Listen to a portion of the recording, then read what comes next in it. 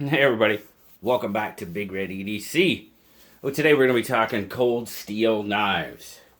The Cold Steel Ultimate Hunter, as a matter of fact. And thank you very much to my good buddy BJ Hill. I am getting the opportunity to check it out. Now, the Ultimate Hunter has been on my list for quite some times, just like so many other knives have been. And thanks to BJ, I finally get the opportunity to check one out. So let's do just that.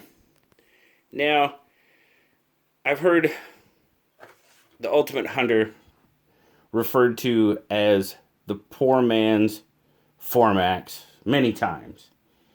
And at nearly $150 to $200 price difference? Yeah, I would guess so. Because, the Ultimate Hunter, we'll just talk about it now. You can find it depending on, there's an S35 VN version. This one is the CTS XHP version. And the only place I was able to find this version was on Amazon, and it's selling for like $125. Now, I saw the Formax go anywhere from $275 to $325. If you can find it somewhere cheaper, please let me know. But when I was looking, that's what I was finding it for. So, yeah, I guess it definitely would be the poor man's Formax. And in this case, tell you what, guys, I don't know. I think I would settle to be a poor man because I am digging the heck out of the Ultimate Hunter. Let's take a look at it. There you go. You got the milled G10 handles, stainless pocket clip, right or left hand, tip-up carry, G10 backspacer. Of course, you have the Cold Steel Triad lock. Ooh. It's not too stiff. That was kind of more me than anything else. Ugh. Got to give it a little bit of flick. As I said, CTS XHP handle.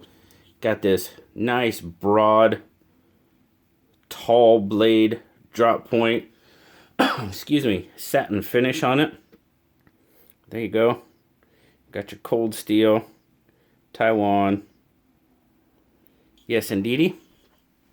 You do have the single thumb stud, but it is reversible, as you can see. Now, I am really, really digging this. Now, I've heard several people. Let's take a look at our measurements, and we'll go from there. So, you're looking at just over 8.5 inches. Right about 8.5. So, basically a 5-inch handle and a 3.5-inch blade. Oh, and grip length. From natural to natural, right about 4 inches of grip length. But what I've heard is people saying that the blade to handle ratio is a little off. Well, honestly, I don't believe that's the case, because with exactly how the construction of the handle is set forth, you get this thing in hand and get your thumb up there, you can put this 3.5-inch blade to all sorts of work. This is how it, that's how it looks in my 3 3/4-inch hand. I have a good amount of handle left over. But my goodness, even with that left over, I can just get an absolutely tremendous grip on this knife and put it to all sorts of work. Now, you don't necessarily have a forward finger choil, but if you wanted to, you could sneak your finger up there, because as you can see, your sharpened edge doesn't quite go all the way back there. So when you put your finger forward, I mean, you do have to be careful, but you can, and you can get a good amount of work out of it.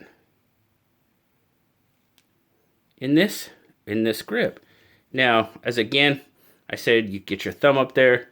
If you don't want to take the chance of getting up on that blade, you can still really put this thing to work. Now, here's the thing that really surprised me. I mean, it's a good sized knife, so it's going to have a little bit of weight to it. So it's less than 5 ounces, 4.8. I really expected this knife to be a lot heavier than this. I just did. Yeah. What do we got in grams there? 137 grams. I expected this. I didn't really look at it, you know, spec-wise, but I really expected this to be at least a 5.5 ounce knife. But even at just under 5 ounces, man, it doesn't carry or feel heavy to me. It feels absolutely wonderful. At that weight, it feels lighter to me. It really, really does. And just, oh man, I love how this thing feels in hand. Let's take a look at since I was talking about carrying heavy, let's take a look at it real quick. Really nice in and out of pocket. I mean, it's like I said, it's a decent sized knife, but you've got pretty much your 1/2 inch roughly sticking out of there. So nothing too dramatic. Like I said, good in and out of the pocket, carries extremely well. As I said, I expected it to be a lot heavier. It wasn't. And man, it just feels and carries so well. Now, I also was given recently the American Lawman here from my good buddy Pocket Tank. No, whoops, wrong way. I want to kind of compare these two next to the American Lawman. Now, the Ultimate Hunter is a much more substantial knife, as you can see by size. The American Lawman is a lot thinner and a lot sleeker. Your blade height is pretty much the same. Handle length, pretty much the same. Blade, oh, I mean, there again, your blade is pretty much the same. So let's just see for the heck of it what this American Lawman weighs out at. Just for the heck of it. I want to see.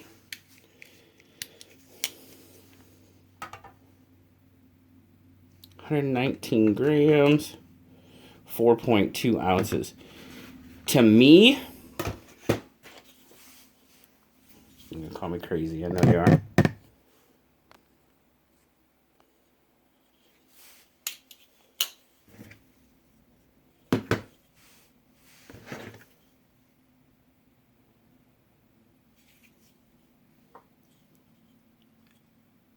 And it's only, what, 1/2 ounce? But just by looking at this knife, I would think it was a lot heavier than the American Lawman. I would think that the Ultimate Hunter would weigh and feel a lot heavier. To me, it just doesn't. It doesn't feel as heavy as it looks. That's the best way I can put it. Perfectly honest with you. Excuse me. It does not feel as heavy as it looks. Tell you what, I'm digging this American Lawman too.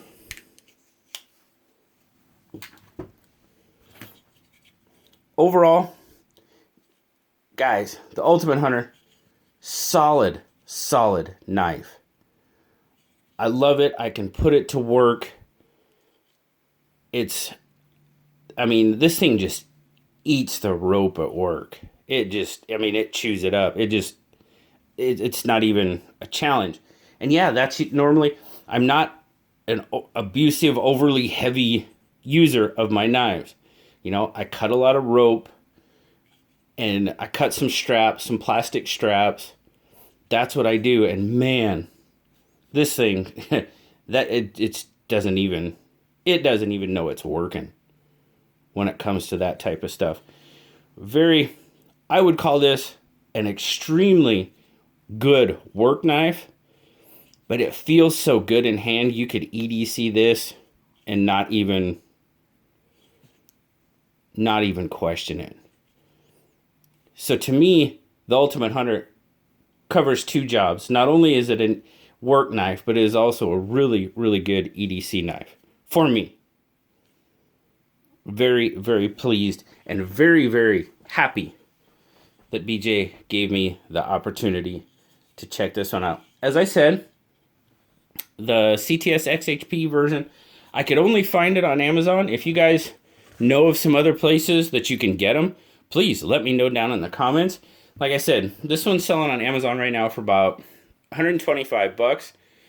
You can find the S35 VN versions for in that $90-$95 range, which is definitely good. Blue says he likes it. It's a bigger knife, not normally his thing. Where's Blue? Where's Blue? There's Blue.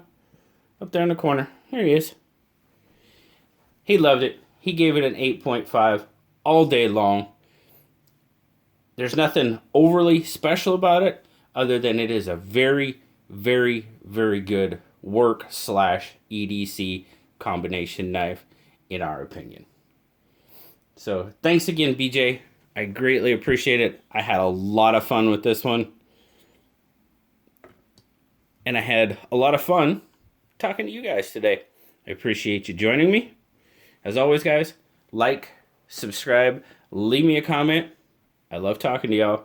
Until next time, I'll talk to y'all later, guys. Bye-bye.